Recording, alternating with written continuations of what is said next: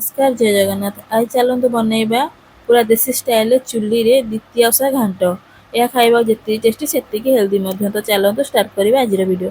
आज स्पेशल घांट पई मु आम बारे किछि पनीपरिया हेता ताकू तोळिकी नेछि जेउथरे अछि बैगन टमाटो जन्ही पोई डांग ओ खड़ा। आपण मान चाहिले खड़ा को स्किप भी करि परिबे। देखिपारे एठी मु केते सारा पनीपरिया काटिकी नेछि जोउथरे अछि आलू सारू बैगन कखारू कदली गाजर बीट अमृतभंडा तरडा जन्ही खुंबा आलू छुई पोई डांग खड़ा ओ होउची द्वितीय घांटर मेन परिया जहाँ को मु 4 ରୁ 5 खंड नेछि। तापर चुली रे गोटे डेक्ची बसैकी सेथिरे अल्प किछि सोरिष तेल देइकी तेल गरम होया परे किछि सोरिष दबा।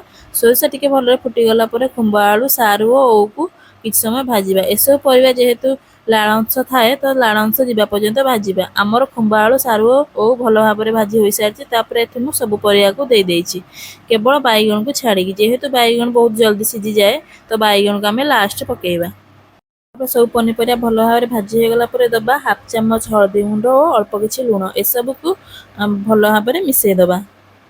एबे आमे आगुरी बतुरई रखिथिया बुट डाली नाली बुट मटर को मोटे सिझेइकी रखिथिले ताकू देई दबा। मुग को भी मोटे बतुरई रखिथिली आगुरु ताकू भी देई दबा और लास्ट रे किछि कटा नडिया को देई भल भाव घांटी नबा। एबे किछि पानी देई परिबा को सिझेई नबा। तापर परिबा 70% सिझी गला परे बैगन को पकेई दबा। एठी हमर परिबा और मटर बुट डाली मुग एसबू भल भाव सिझी सारिछि।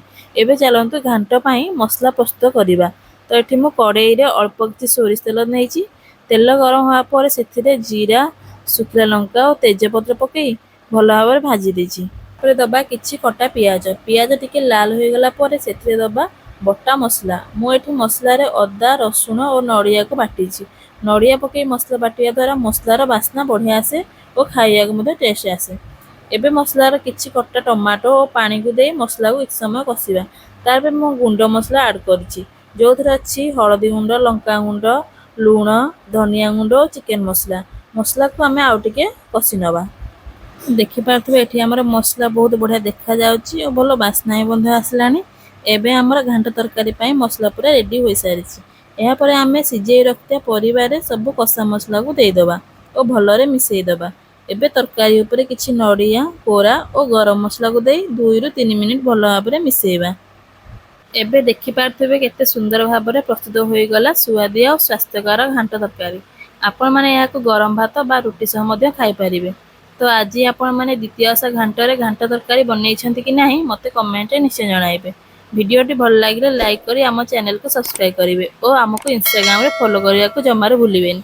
पुणी देखा हवा एक नुआ रिसिप्ट सह रहुछि। नमस्कार जय जगन्नाथ।